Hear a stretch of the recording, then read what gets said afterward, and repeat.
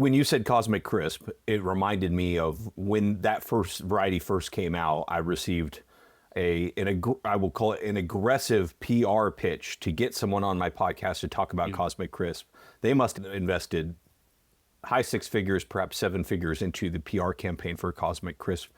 And I wonder how much of that led to what you're talking about, which is like this explosion in interest. The connection between marketing and demand, is that something that you look at in your capacity a lot? One of the reasons I'm personally interested in this is I work with ag marketing associations. And so like I'm always curious about like how well are they doing at linking their efforts to actually demand generation? Well, I mean, that is the fundamental question I think that we have to ask ourselves in agriculture is how are we shifting appropriately or inappropriately from the traditional push supply chain where everybody just wanted apples. So long as I could grow Red Delicious, it was okay. To a world now where I don't know how many different varieties I can buy of apples in any grocery store, Walmart, you name it. Even I could probably go to a Quick Trip and pick up 6 different kinds of apples. So, there is this change that's happened, particularly around how consumers engage in the food system. So my dissertation actually was on craft beer.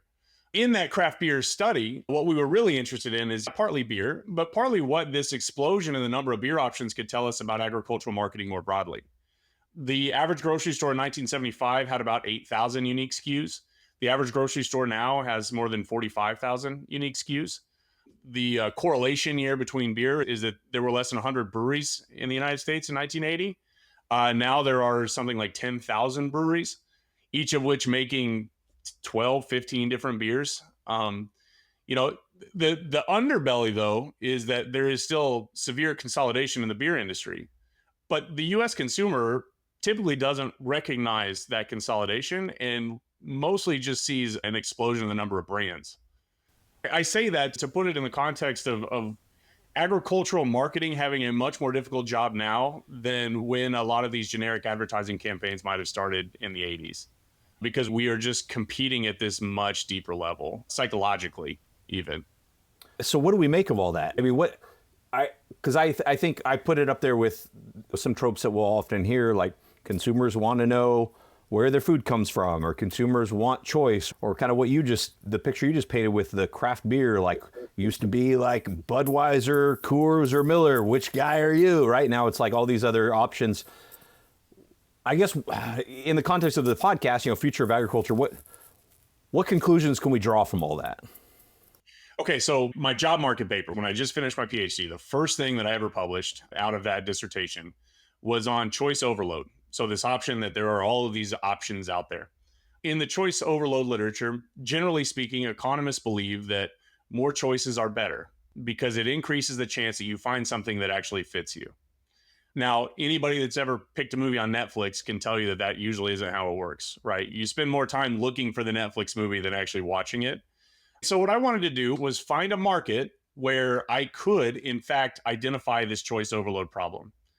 And the next question, the follow-up question is, once I have found that market that has choice overload, is there a way for me as a marketer to turn it on or turn it off? So I picked a wine bar in Oklahoma and convinced them to double their number of beer options to see what would happen to the likelihood people would order beer at this wine bar in Oklahoma, because what better place to have choice overload for beer than a bunch of wine drinkers in my family's home state.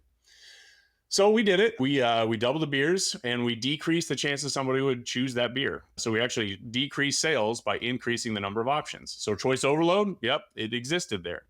But here's the nuance.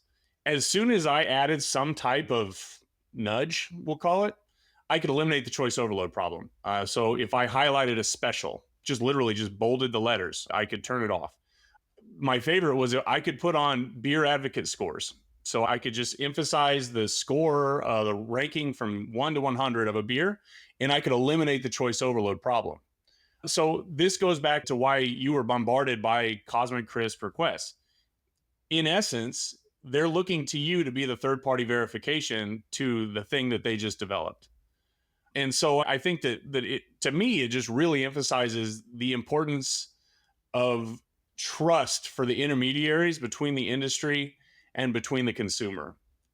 Does that make sense? It does. It does. It has my mind racing of like, okay, well, what are all these nudges? Where can I find a list of nudges? Well, if you ever want to waste a lot of time on Wikipedia, just look up cognitive biases. I don't know how many hundreds of cognitive biases are listed on Wikipedia, all of which are linked to some type of psychology research. So I've read Kahneman's Thinking Fast and Slow, and I found that to be really, really fascinating. I mean, so when you say in your PhD program you worked on cognitive biases, you just told us what that looked like. Connect those dots for us. Yeah, so typically the belief system for at least some of the behavioral economics literature is we'll call it paternalistic in nature, where we say we're going to identify a consumer bias, and because we think that that creates a bad outcome, we are going to use some government policy to reduce that outcome. So they call that libertarian paternalism. So the idea that I'm not forcing you, but I am leaning into you a little bit on your insurance program or whatever it is. What I was interested in is this intersection of how marketers or how marketing also does the same exact thing, specifically in this ag space, because I really cannot overemphasize. Like, we're working on a textbook right now on agribusiness management. The original draft of the textbook was written in the 1980s. And I cannot overemphasize how different that agribusiness management structure needed to look in 1980 versus in 2024. It's because of this explosion in information, consumer interest, even in what they eat, in globalization, right? So, yes, I could tell you a lot about the US consumer, but the reality is that a lot of industries now are looking toward international markets. So, Japanese biases for beef are going to look different than US biases for the same cut.